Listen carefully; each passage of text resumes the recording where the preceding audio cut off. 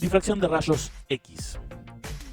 Como introducción vamos a decir que es una técnica que se utiliza para determinar el ordenamiento de los átomos en el interior de un cristal y esta información se obtiene a partir del modo en que un haz de rayos X es dispersado por el cristal. Esta dispersión es consecuencia directa de la disposición periódica que tienen los átomos en la red. Por ejemplo, si analizamos la difracción para la luz visible y tenemos un vidrio estriado, las estrías en esta placa de vidrio actuarían como centros de dispersión de la luz. No obstante, este esquemita les recomiendo ver este experimento con cubetas de ondas para entender un poco los fenómenos de difracción. Bien, ley de Bragg. En este esquema vamos a explicar la ley de Bragg. Nosotros tenemos aquí una red donde están dibujados los nodos en esa red, una red cúbica. Acá tenemos una distancia entre planos de la red. Y lo que está incidiendo acá es un haz de rayos X, ¿bien? Están incidiendo en fase, dos rayos, ¿ven? Dos rayos X, con una longitud de onda característica y con un ángulo θ característico de incidencia. Ahora bien, este difractado, este haz, también con un ángulo θ, y este otro haz va a ser difractado también con el mismo ángulo θ, ¿bien? Para que sigan en fase, ¿no? Para que esto suceda, este segmento, o sea, la sumatoria del camino, ¿no? Que estaría dado por el camino, digamos, dado por A, B y C, que serían estos puntos de acá, acá y acá, tienen que ser proporcional, o sea, para que haya una interferencia constructiva. Ese segmento ABC tiene que ser igual a n por lambda. Bien.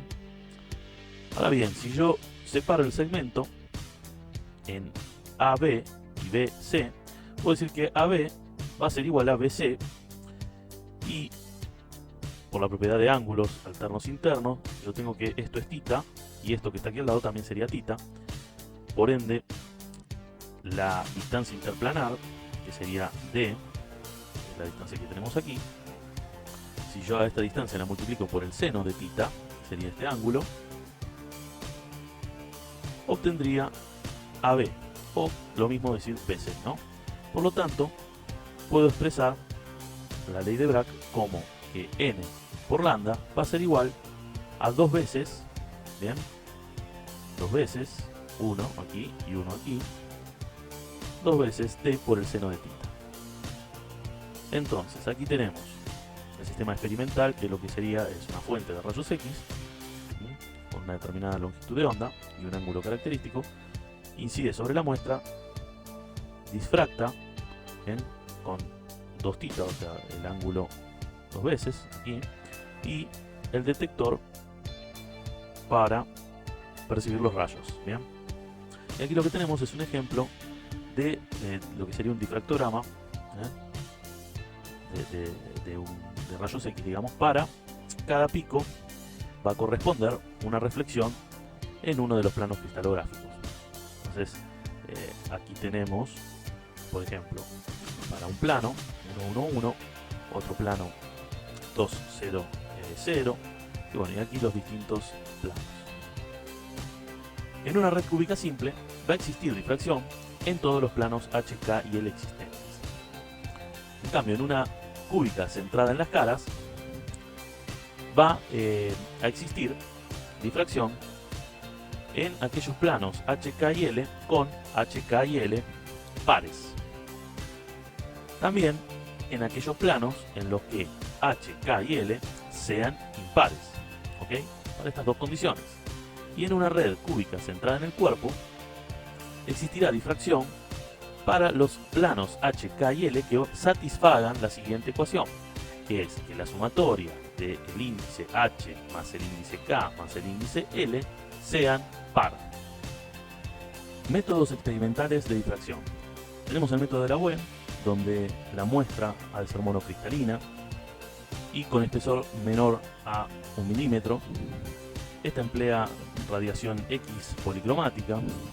El cristal solo difractará longitudes de onda que satisfagan la ley de Bragg para algunos planos y ángulos concretos. El patrón de difracción se registra en una película colocada enfrente o detrás de la muestra. Ahí se ve un esquema, el método, bien, y aquí una placa radiográfica. Está también el método del cristal giratorio, donde la muestra es monocristalina, en este caso es menor a 1 milímetro cúbico. Aquí se emplea una fuente de rayos X monocromática. El monocristal solo difractará en los ángulos que satisfagan la ley de Bragg para un cierto plano, y la muestra se gira para obtener todos los ángulos difractados. Ahí hay también un esquema del método y una placa radiográfica. Existe también el método de Davis-Shearer, donde la muestra es policristalina, típicamente polvo. Se emplea una fuente de rayos X monocromática. La muestra también difractará todos los ángulos que satisfagan la ley de Bragg, y solo se emplea en elementos con muy alta simetría. Bien. Es muy útil para identificar y analizar compuestos. Ahí vemos un esquema, bien, del método y también la placa radiográfica. En el método de Davis-Shearer de cámara cilíndrica, en este caso, tenemos otro esquema y una placa radiográfica que tiene obviamente una forma distinta para este método de cámara cilíndrica. Aquí vemos el método de Davis-Shearer, ya vemos la máquina, no un esquema, bien, como explicábamos antes. En el esquemita de la ley en la ley de Bragg, los dos tita, el ángulo, dos veces el ángulo tita. Bien, tenemos el ángulo aquí y el ángulo aquí, dado por este plano de difracción. Y aquí lo que tenemos es un difractograma para un cristal cúbico de carburo de silicio. Bien, y vemos los picos donde difracta. En este caso la longitud de onda es 0,6975 Armstrong.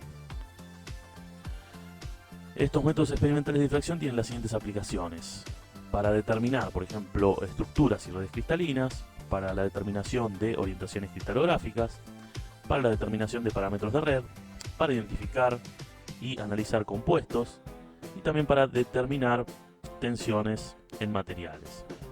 Aquí les recomiendo que vean este video para entender un poquitito más de los métodos de difracción. Bien, aquí tenemos un ejemplo para el caso del aluminio, que es FCC, y de las condiciones de difracción podemos ver que vamos a tener difracción cuando los índices H, K y L sean todos impares o todos pares.